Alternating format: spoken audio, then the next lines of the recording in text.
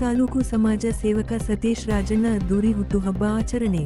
ಮಾಲೂರು ತಾಲೂಕಿನ ಟೇಕಲ್ ಹೋಬಳಿ ವ್ಯಾಪ್ತಿಯ ಯಲವಗುಳಿ ಗ್ರಾಮದ ತಾಲೂಕು ಸಮಾಜ ಸೇವಕರಾದ ಸತೀಶ್ ರಾಜಣ್ಣ ಅವರ ಹುಟ್ಟುಹಬ್ಬವನ್ನು ಏಪ್ರಿಲ್ 2 ರಂದು ಅವರ ಅಭಿಮಾನಿಗಳು ಹೂಗುಚ್ಛ ಮತ್ತು ಹೂವಿನ ಹಾರ ಹಾಕುವ ಮುಖಾಂತರ ಸನ್ಮಾನ ಮಾಡಿ, ಕೇಕ್ ಕತ್ತರಿಸಿ, ಸಿಹಿ ತಿನ್ನಿಸಿ, ಪಟಾಕಿ ಹೊಡೆಯುವ ಮೂಲಕ ಬಹಳ ವಿಜೃಂಭಣೆಯಿಂದ ಹುಟ್ಟುಹಬ್ಬ ಆಚರಣೆ ಮಾಡಿದರು.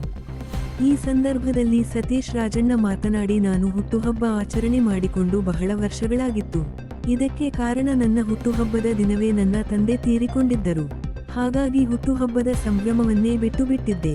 ಆದರೆ ನನ್ನ ತಾಲೂಕಿನ ಅಭಿಮಾನಿಗಳ ಒತ್ತಾಯದ ಮೇರೆಗೆ ಈ ವರ್ಷ ಆಚರಣೆ ಮಾಡಿಕೊಂಡಿದ್ದೇನೆ.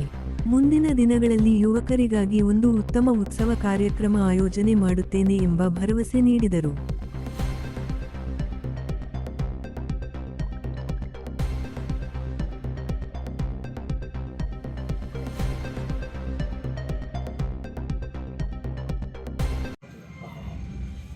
ಎಲ್ಲರಿಗೂ ನಮಸ್ಕಾರ. ನಾನು ನಿಮ್ಮ ಸತೀಶ್ ರಾಜಣ್ಣ.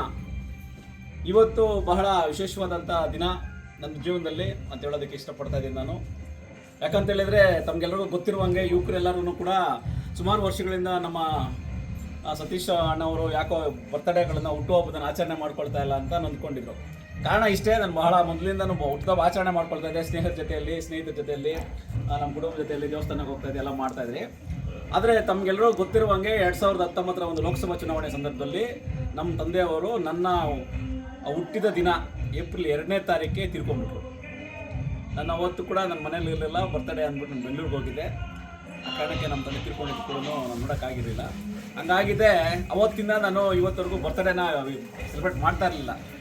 ಆದರೆ ನಮ್ಮೆಲ್ಲ ಹಿತೈಷಿಗಳು, ನಮ್ಮ ಸ್ನೇಹಿತರು, ನಮ್ಮೂರಿನ ಯುವಕರೆಲ್ಲರೂ ಇವತ್ತು ಇಲ್ಲಣ್ಣ ನಿಮ್ಮ ಬರ್ತಡೇ ಆಚರಣೆ ಮಾಡ್ಕೊಬೇಕು, ಎಲ್ಲರೂ ದೊಡ್ಡವರೆಲ್ಲ ಮಾಡ್ಕೊಳ್ತಾರೆ, ನೀನೇನು ಕಮ್ಮಿ ಯಾವುದಿಲ್ಲ, ನೀನು ಬರೀ ಸಹಕಾರ ಕೊಟ್ಟರೆ ಸಾಕು, ನೀನು ಅಟೆಂಡ್ ಆಗಬೇಕು, ಎಲ್ಲ ನಾವೇ ಅರೇಂಜ್ಮೆಂಟ್ ಮಾಡ್ತೀರಿ ಅಂತೇಳಿ ಇವತ್ತು ಇಷ್ಟು ಅದ್ದೂರಿಯಾಗಿ ನನ್ನ ಹುಟ್ಟುಹಬ್ಬವನ್ನು ಆಚರಣೆ ಮಾಡ್ತಾಯಿದ್ದಾರೆ. ಅವರೆಲ್ಲರಿಗೂ ಕೂಡ ನಾನು ಹೃದಯಪೂರ್ವಕವಾಗಿ ನಾನು ಧನ್ಯವಾದಗಳನ್ನು ಹೇಳೋಕ್ಕೆ ಇಷ್ಟಪಡ್ತೀನಿ.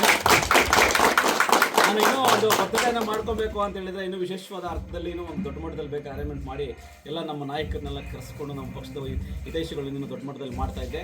ಯಾರು ಕೂಡ ನಾವು ಬೇಸರ ಮಾಡ್ಕೊಳ್ಬೇಕಾಗಿಲ್ಲ. ಮುಂದಿನ ದಿನಗಳಲ್ಲಿ ಒಂದು ಕಾರ್ಯಕ್ರಮ ಒಂದು ಪಬ್ಲಿಕ್ ಮಟ್ಟದಲ್ಲಿ ಮಾಡ್ತೀನಿ ಅಂತ ನಮ್ಮ ಯುವಕರಿಗೆ ನಾನು ಆಶ್ವಾಸನೆಯನ್ನು